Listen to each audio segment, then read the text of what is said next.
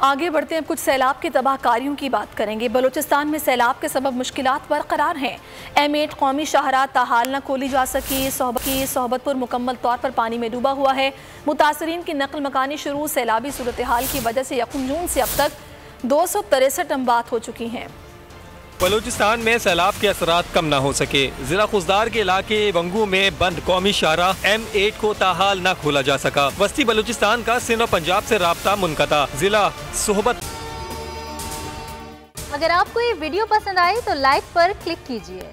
पूर ज़ेरे आप मुतासरीन सड़क किनारे इमदाद के मुंतजिर हैं। अक्सर खानदानों ने बचा कुचा सामान समेट के नकल मकानी शुरू कर दी। बोलान, सोब, दकी, खुजदार, कोहलू, केच, मस्तूंग, हरनाई, किला सैफुल्ला और सिबी में सूरत हाल अबतर है। कोयटा के इलाके नवाकली में भी सैलाब मुतासरीन के लिए नई मुश्किल। इससे शुदा जमीनों के इंतकालात बंद होने के बायस मुतासरीन के लिए नुकसानात का इंदराज और इमदाद का हुसूल नामुमकिन हो गया है। मुतासरीन ने सूबाई हुकूमत और जिला इंतजामिया से मुतालबा किया है कि इमदाद के हुसूल में उनके लिए आसानियाँ पैदा की जाएं। सबसे ज्यादा व्यूज, सबसे ज्यादा रील्स और सबसे ज्यादा रेटिंग के साथ बोल अब भी नंबर 1 पोजीशन पर बरकरार।